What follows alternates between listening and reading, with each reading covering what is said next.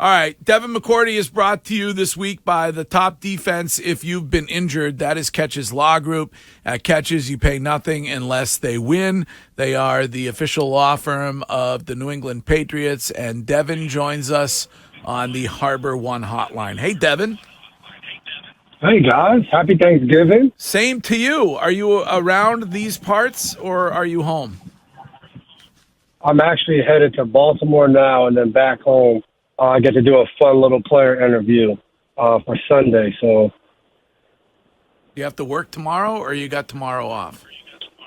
no, I get to hang out tomorrow. My first time hanging out on Thanksgiving without worrying about work in years. Yeah. Think about that. It's probably been really nice. decades since you've had a Thanksgiving off. Yep. Oh, yeah, get to hang out with my brother and watch all our bad kids run around. Devin, did they ask you to be in that new Apple Plus documentary, Dynasty? Oh, Courtney already trying to get stay secret. I didn't make the opening trailer, but I might have a cameo or two in there. All right. Another one. They say, hey, man, there's something that's going on here. I was like, there'd be no dynasty without the snow game. Uh-huh. I don't know why Robert didn't call me up like, yo, we need a drop from you. Yikes. I mean, seriously, we wouldn't know who Brady was if it weren't for the snow game. I mean, damn. Can I get my flowers You sometime? know Brady without Wiggy. Yeah, man. With him and I go hand in hand. You know what I'm saying? I honestly cannot. That looks like it's going to be really, really Yeah. good. I cannot wait for that. When is that? December? Is it coming in December? Yeah. Looks good. It looks good. So, Devin, if you're Bill Belichick, who's your starting quarterback on Sunday? I honestly, from looking at some of the reports, I think it's going to be Will Grier. I think Wow. all of the media portions has been Bailey and Matt going back and forth, taking the first team reps. But I think that they're doing that to make sure no one knows. But I think to bench Matt in that last game in Germany against the Colts with 2 minutes left. I just think they've seen a lot of Zappy. They've seen a lot of Mac. Will Grier's the guy that they really haven't seen much, and he's a professional. He's been in the league for a while in different situations. I think there's a chance he starts Sunday. So, Dev, when you look at this Patriots team, I know we always talk about this, and it's probably hard for you because you've probably never been in that situation. But how difficult is it for these guys, and we talked about this before, for the next 7 games to stay mentally engaged? And then if you have a quarterback change, what now could potentially, if Will doesn't play good, could revolve to this quarterback carousel. How difficult is it for guys, especially on the offensive side of football, to stay engaged knowing that could be something that could happen? Yeah, I mean, I think it turns into where everybody's playing for their job. And I think the hard thing is going to be to stay engaged from a team aspect. I think you're still going to have guys out there playing hard, doing the little things, because I think everyone knows, I think veterans will be preaching that to younger guys too, that this is how the league works. They have guys from all different places all over the league who have been in situations that are not ideal. I mean, me and Peppers used to talk about, the year in Cleveland where they went 0-16.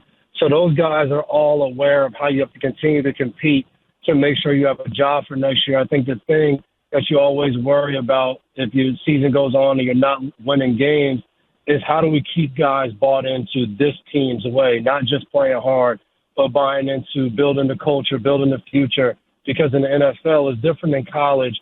You don't get to be a part of the future if you're not on the team. So I think that'll be hard for them to do, and I think that'll come from the veterans, and I think one of the key aspects will be the young leaders on the team.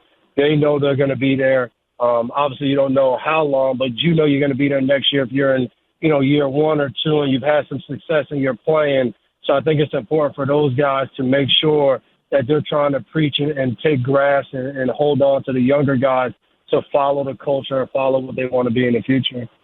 But Devin, that's a lot of guys to get on the same page. And Wiggy's talked about it before with us, saying if you're at a point in a season like this, you're also worried about, I don't want to get hurt. I'm not going to make this tackle because it's not worth it at this point in the season. How hard is it if you are one person on the team that's giving all the effort in trying to get a win and you see the other guys on your team not? Well, I think that's what it means to be a bad football team. As these games continue to dwindle on and you're not winning, you're going to see a little bit of that. But I think the one thing, and hopefully all those guys in the locker room understand, there's only a few guys that can go out there and not give effort and miss some tackles and still have a job next year. Like that kind of thought that, a lot of the guys can do that. They might do that. They'll be out of the league next year. Like, that's how competitive the NFL is. There's new crop of guys coming in. And the truth of the matter is, when your team doesn't win many games, you could be a starter. You could be a guy that's playing a lot. The next year, you guys weren't good. They're trying to replace all those guys. We see it year in and year out. I have friends that have been on teams where, they leave off and they're like, man, I started the last 5 games, like the future looks bright. And then you turn on the draft in April and May, and they drafted 3 guys at the position and signed another 2 guys in free agency. So I think you're going to definitely have some of that if this team can't turn it around and string some wins together. But I think the reality is a lot of those guys are going to have to play hard if they want to continue to have a job in the NFL. Are you surprised by what undrafted free agent still lives at home with mommy and daddy, Tommy DeVito, has done? Oh, man, talk about Tommy DeVito, Jersey legend, Don Bosco prep.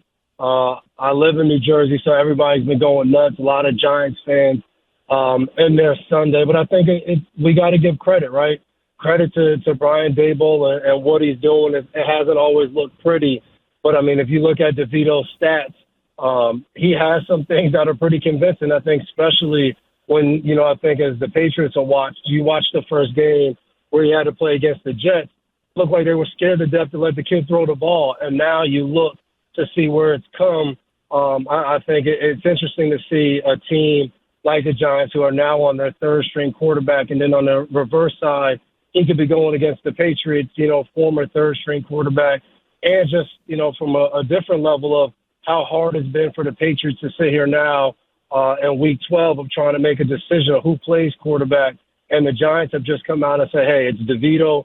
We're sticking with DeVito. He's been here since training camp. We're just going to go. The teams who are both struggling, but it should be a good game Sunday. But a lot of credit, I think, goes to DeVito, and I think earning the guys' respect in the locker room, because it had to be hard to earn the guys' respect after saying you don't do your own laundry and you live at home. So he's gone out there and showed some fight after getting sacked 9 times last week.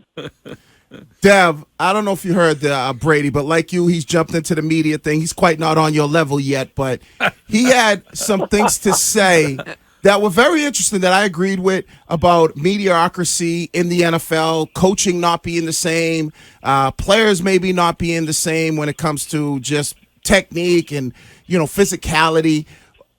What do you think? Because you were in the league last year, so you had the ability to come in the league when he was there, but also still kind of play with some of this new generation of football.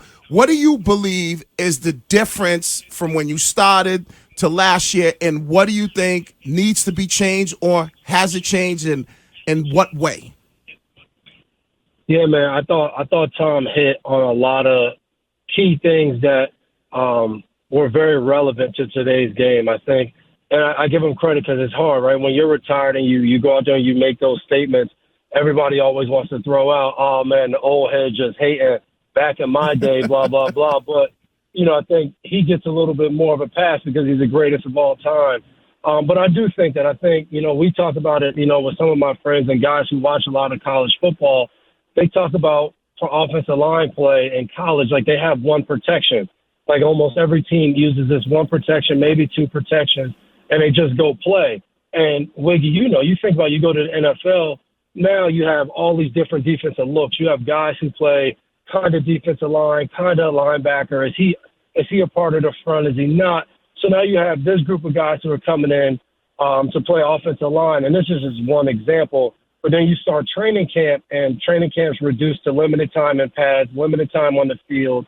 So now those guys are trying to learn, maybe 10 protections compared to one protection, and they all have different adjustments. So now you get that, and the season's a month away. So I think the gap in coaching between college to pros, and then I think how quick coaching turns around.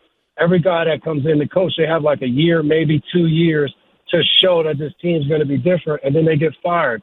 So coaches aren't really worried about teaching fundamentals or teaching you how to execute something. They're trying to teach you their scheme that they believe in.